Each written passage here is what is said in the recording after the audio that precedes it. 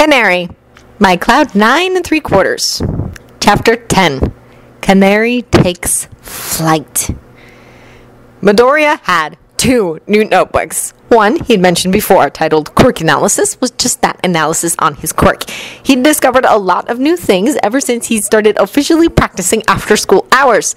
Although Midoriya had yet to speak to the elusive Principal Nezu, he had been permitted to use that sports hall for himself for 1 hour after school whenever he could, meaning Mondays, Wednesdays, and Fridays, because his dad didn't call until a little later on a Friday evening anyway. President Mike oversaw a few of them. He felt more than a little nervous singing in front of people. That was probably why the hero started timing his arrivals so that he only appeared when Midoriya was in mid-song. It felt a little less awkward then. Whilst most of that notebook involved information on what a particular song could do, the most important pages at the moment were those detailing the specifics of his ability, or more accurately, his limitations. And he'd made some very interesting discoveries in the short space of time that he'd had his quirk. He put that down to putting so much energy into researching other quirks, so when it came to his own, it was a piece of cake. Quirk name. Songbird. Scratch it out. Living song. Scratch it out. Music. Something. Scratch it out. By singing a song, an ability is granted for the user to manipulate to their will whilst the song continues. The more practice put into a particular song, the longer effects last after the song has finished, the stronger it is, and the shorter the cooldown effect is between uses. Cooldown. If an ability is used, and the song is then sung again immediately after, the quirk will not activate. The cooldown period starts as soon as the power turns off, whether that be because the song was interrupted or stopped partway through, or because the song came to an end. A new song has a cooldown length of roughly 72 hours, 3 days, which decreases slowly as the song is practiced, but there will always be some kind of cooldown. For example, the song Wings, which I have used on numerous occasions, still has a limit exceeding 24 hours, and that time span is decreasing at a much slower rate than how it began. Abilities. Abilities vary from song to song depending on how the user interprets the song themselves. Some may think a song has a different meaning, but it relies solely on the user's opinion. Only one ability can be used per song. Mashups seem to have no effect as several songs are used at once. As soon as one song is stopped, its power stops working. Its only benefit is being able to transition quickly from one ability to another at a higher power level than just starting a new song again. The strength of an ability increases as the song progresses, following how the music swells. It's at its strongest near the end of the song and in choruses. I can use an ability if I skip straight to the chorus, but it will be weaker, and the same cooldown period applies. Some songs grant the same ability, but at slightly different power levels and have varied applications. Other songs seem to give no power at all, especially if they're super short or have few lyrics. Some just don't give powers for some reason. Sketched out. If I don't feel a connection to the music or dislike it in any way, shape, or form, my quirk won't activate. If I forget a lyric or do something wrong, that counts as interrupting the flow of the music and the power shuts off, the cooldown period beginning. Lingering effects. If a song ends uninterrupted, or I purposely stop it at a suitable point, like when the chorus finishes, the ability that song grants can last even whilst not singing. Lingering effects cut off if I try to start using another song. The power lasts longer the more I practice a particular song. Affecting other people! My quirk currently has 3 directions from which it can be easily applied. Some songs only work on me, only giving me control, for example, songs with fire abilities. Only I can control the fire. Some songs affect anyone the sound reaches, excluding myself. For example, sleeping songs. It works as long as the sound reaches them, so plugging ears doesn't help. Some songs affect everyone, including myself, such as strength-enhancing abilities. I believe I will have more control over this with more practice. For example, I might be able to focus the power onto only one person, even whilst others are listening. This has only worked once before, when I was able to make a song which should have affected everyone but me, give the ability to only myself. Granted, it wasn't very useful and I fell asleep, but that doesn't matter. Scratch it up. My quirk doesn't work through recordings or amplifiers. If I use a microphone, anyone who is close to me is still affected, but people who are far away enough so that they can only hear because of the amplification are not affected. If you songs in a short time span, you will be fatigued. It seemed confusing at first. Well, there was rather a lot of information on it written down here. But once you read through it, it became clear that much of the information was simply repeated in several different scenarios. And in actual fact, there was a certain simplicity to Midoriya's quirk. But perhaps that was something only he could see. It was his power, after all. He still felt giddy just thinking about that. But Midoriya had 2 notebooks. We're just going to ignore the other 13 hero analysis notebooks and focus on these 2. The other notebook he had dubbed his panic book. Why? Well, it would be because he turned to it when he panicked. Another reason would be because everything he did now revolving Canary turned into a panic. The third and final reason was that it was what Aozora called it when she saw him jotting stuff down in it as he sat nervously in the waiting room before his second show. On the very first page of the notebook, he had written a to-do list. It was rather high aiming, but he hadn't planned on anyone ever seeing the inside of his notebook, so that fact didn't apply. 1. Practice and analyze your quirk until you know it as much as anyone who might have had their quirk for 10 years would, i.e. like an ordinary person. 2. Gain your confidence on the radio until you are able to talk without hesitation on air. 3. Convert that confidence to real life, so talking to ordinary people in reality isn't a challenge. 4. Take that confidence a step further so you can happily sing without any anxiety issues. 5. Tell Shinso! 6. Take part in the sports festival. 7. Make a good enough impression to allow you to be offered a place in the hero course. 8. Transfer to the hero course. Yes, number 5 was rather important. He also might have to consider moving that number up the list. Something he had not predicted, although probably should have, was how popular the character of Canary would really end up being. Hey, Canary! Aozora yelled. Midoriya looked up from his notebook. He was perched on the armchair nestled in the furthest corner of the room. If he was going to be staying here, then that armchair would be his, no questions asked. President Mike's just put the song on. You're on in 3 minutes and count and get your feathers in there. She finished, talking rather loudly because her headphones were still on her head as she bobbed side to side to whatever tune was drifting across the radio. Midoriya took a deep breath, something he often found himself doing before big events, and stood up, leaving his things in a pile surrounding his armchair. It was already starting to resemble a bird's nest, and Canary had only claimed the space less than half an hour ago. President Mike did a celebratory spin in his chair when Midoriya entered the room. He was in his hero costume this time, most likely because he had to wear it at UA and hadn't taken it off yet. Midoriya still wasn't too sure how to handle himself in the studio, how much noise he was supposed to be making, where he could go, what he could touch without ruining the entire show. This was why he was as quiet as he could be, almost tiptoeing across the room toward the same chair he chose last time. He can never be too careful. How are you feeling, my little listener? Wait, no, you're not really a little listener anymore, are you? Let's make that my little co-host until I can find a better alliteration, huh? The hero laughed. I'm fine, Midoriya stammered as he sat down. You don't sound fine, President Mike retorted. He was pointing at it, his finger so close to Midoriya's nose despite the width of the table that it was almost touching it. You sound all panicked again! Where's the happy Canary we left off with last time, huh? Midoriya gave him a meek smile.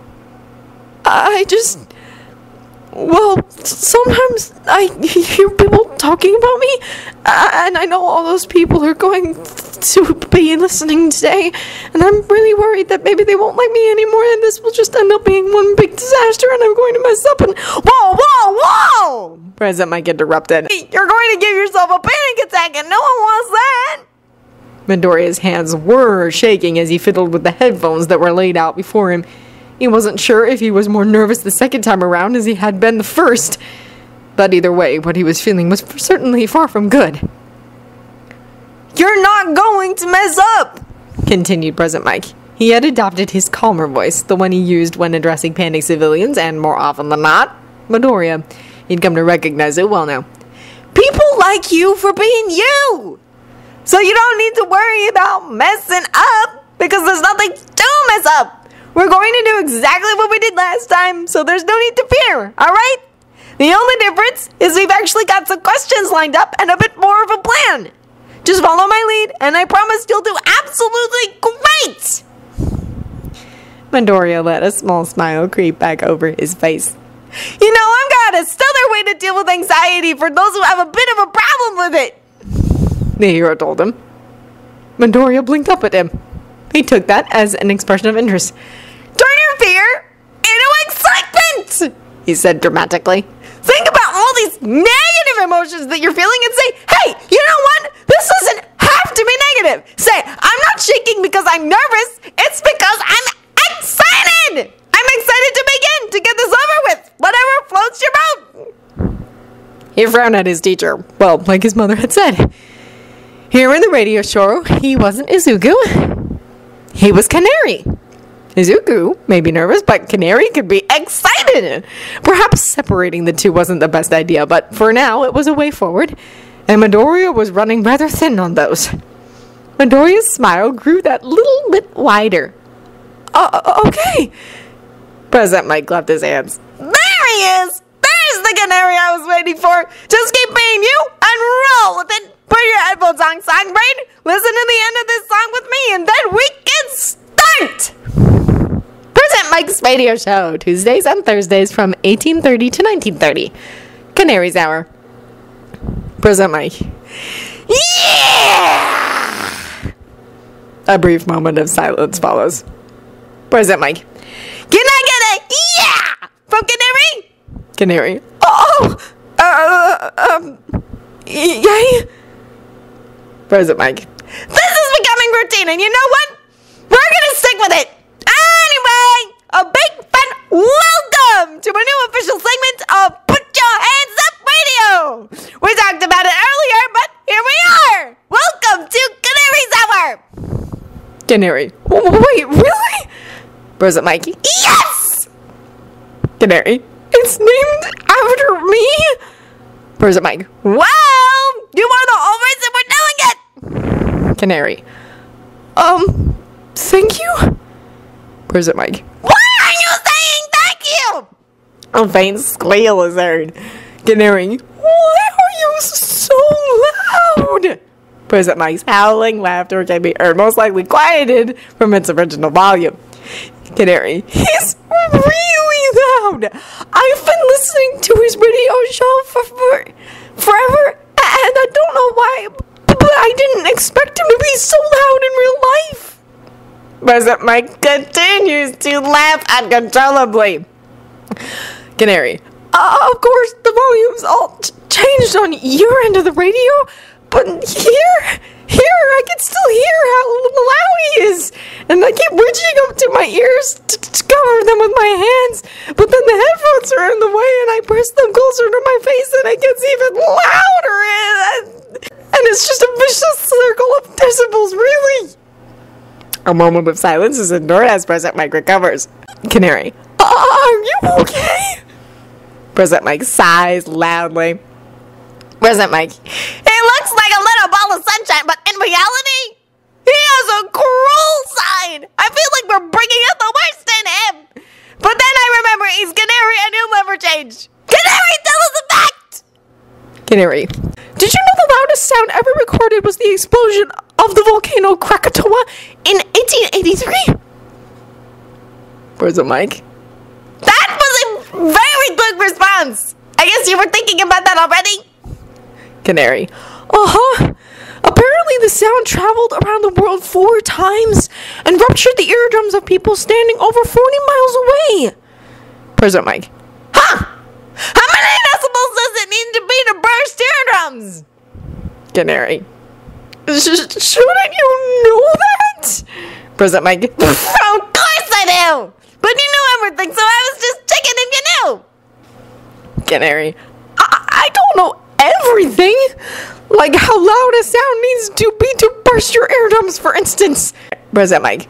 Well then, looks like we're moving on. Canary. Wait, but isn't it a bit of a problem if you don't know how loud you get? President Mike. We have some questions to get to. Canary. But I have a question.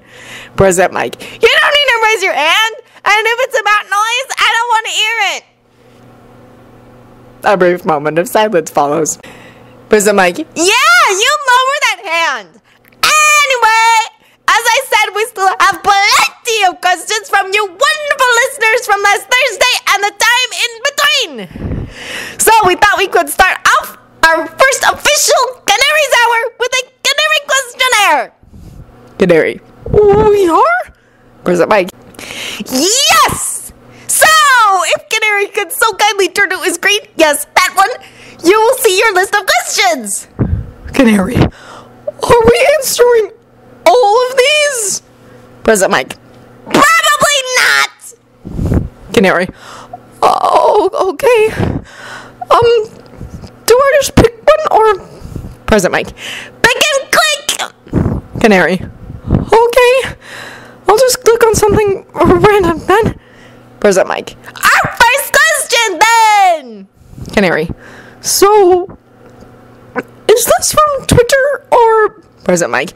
We get most of our questions from social media. We should set you up an account. Actually, let's do that on air in a minute. That would be great. Canary.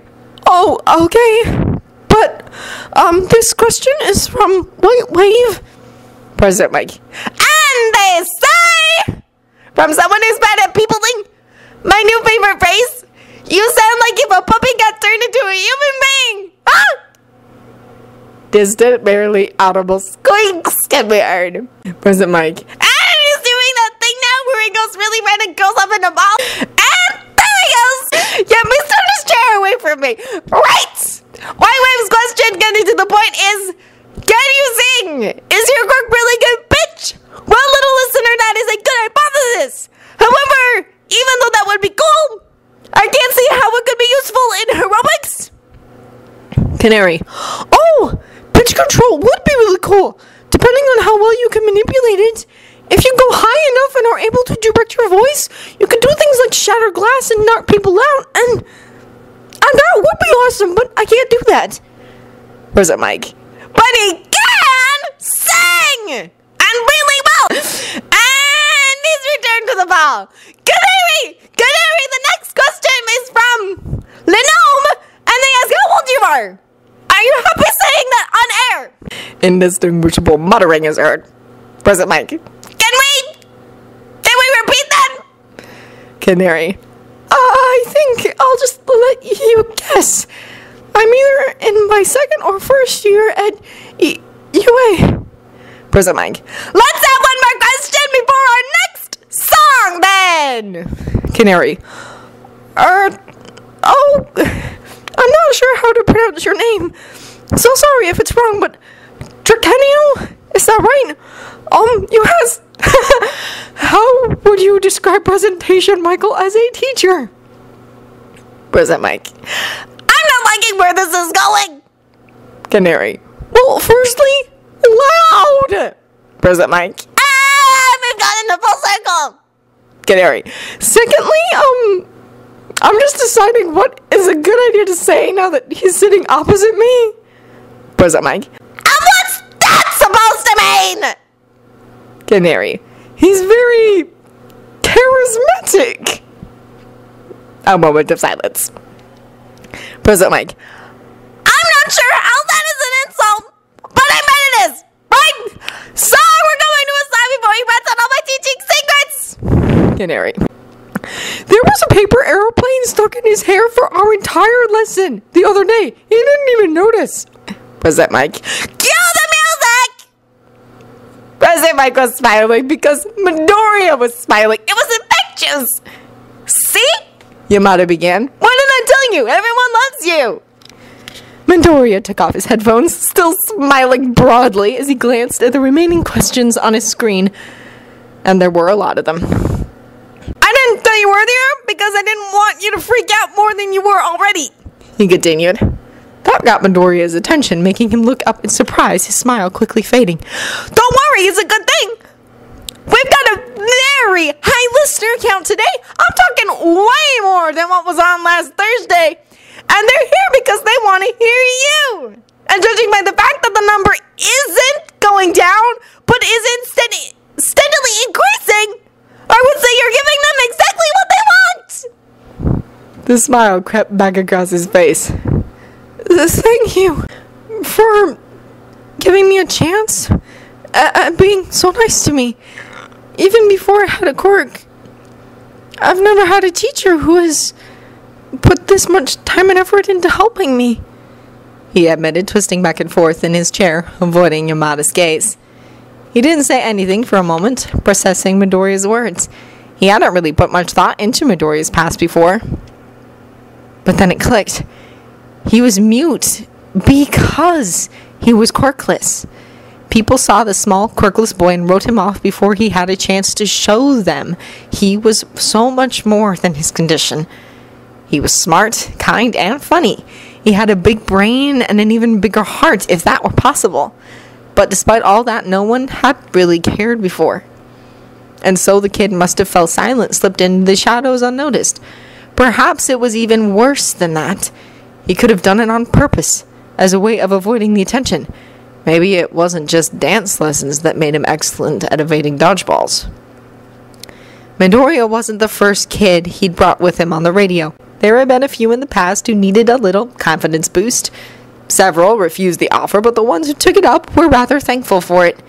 Despite all that, though, none had been quite so popular with the radio's audience than Canary. Aozora was right. It wasn't just his personality. People liked the story. They were eager to see what he would become. President Mike felt the same way, but he also couldn't help but think about what could have happened had he not gone and spoken to Midoriya that day in the sports hall. Had Midoriya never even discovered his quirk? What would have happened to him? What would his future have looked like? President Mike, sir? Yamada blinked. Sorry there, co-host! Got lost in my own world for a second! He smiled fondly. Screw him. He was very guilty of favoritism. Then again, one could say he just wanted to give Midoriya as good a shot at life as everyone else had. Or maybe a little beyond that. Hey, plus ultra.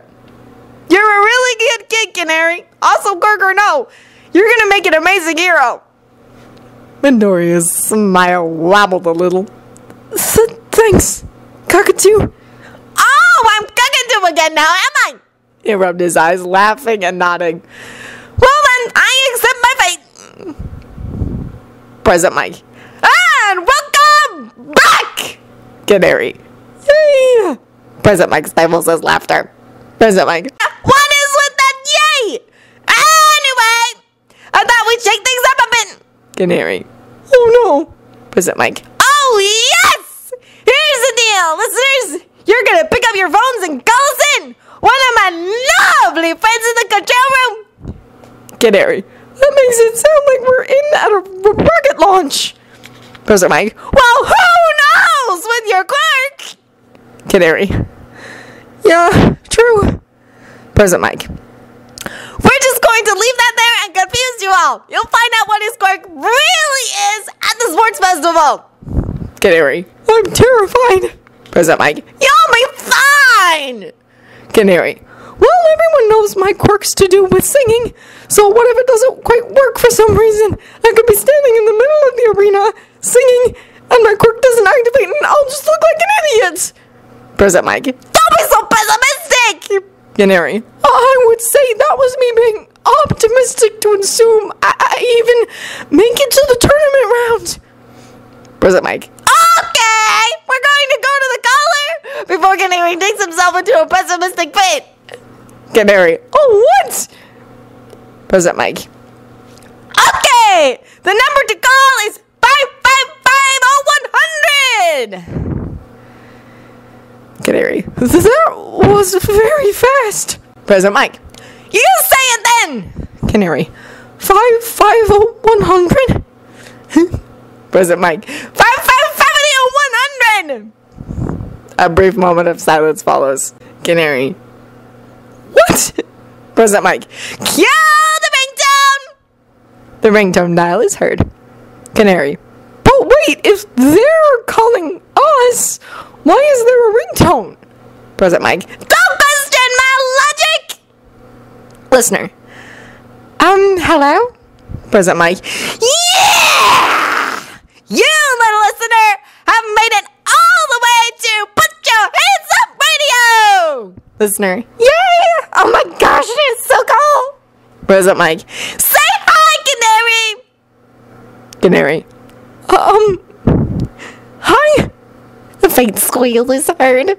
Listener. Hi, I'm Cooney. President Mike. Nice to meet you, Cooney! Where are you at this exact moment? Listener. Cooney.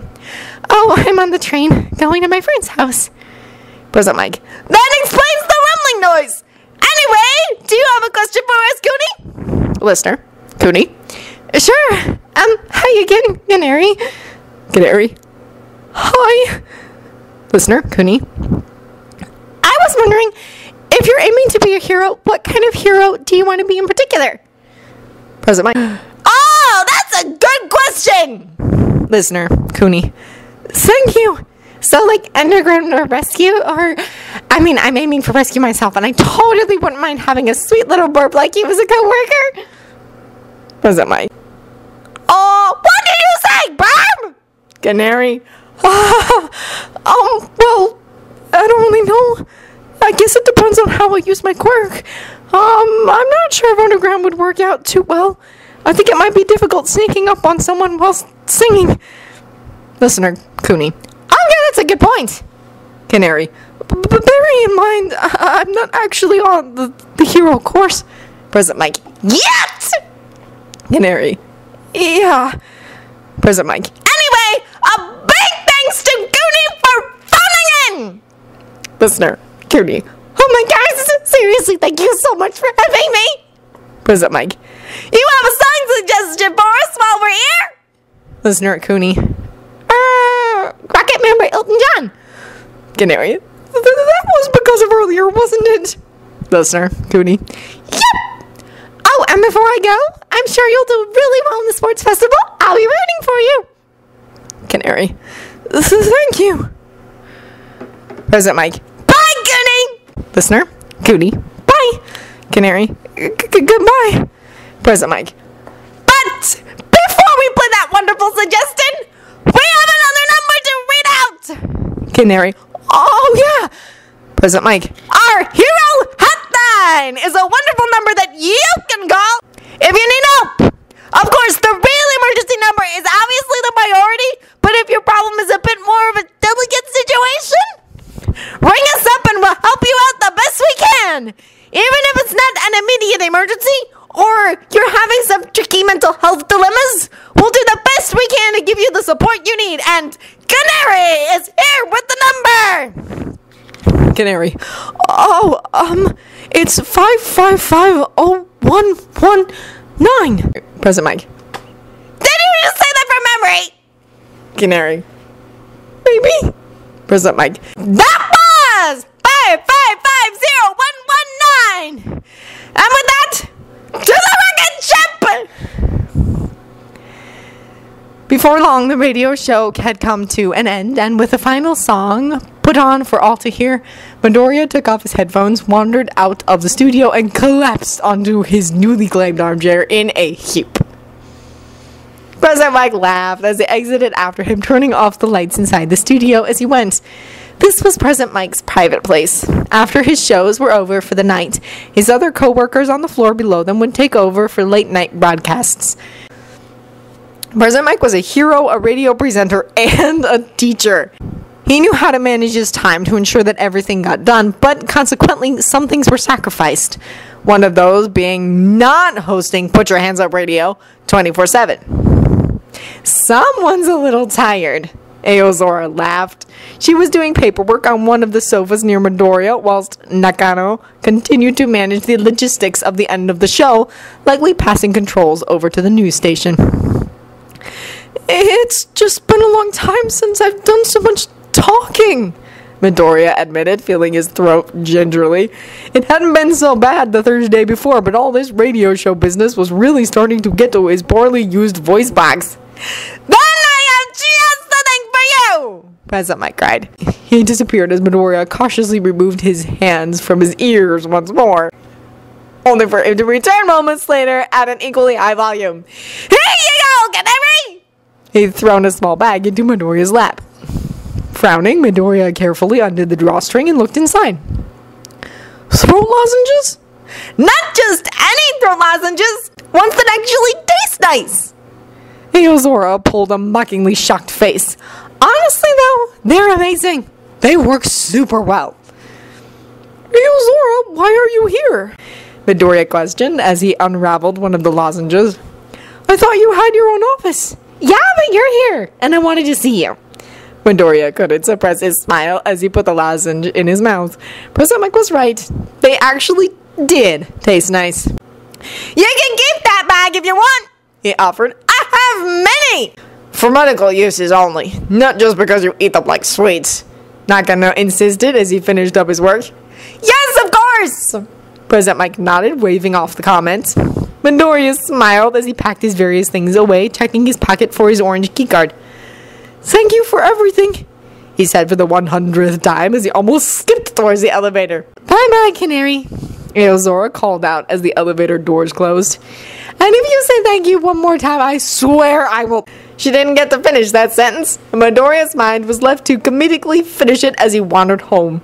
He left via the front door as no one seemed to be outside to see him go, and practically ran all the way to the train station, eager to get home to his mother's cooking.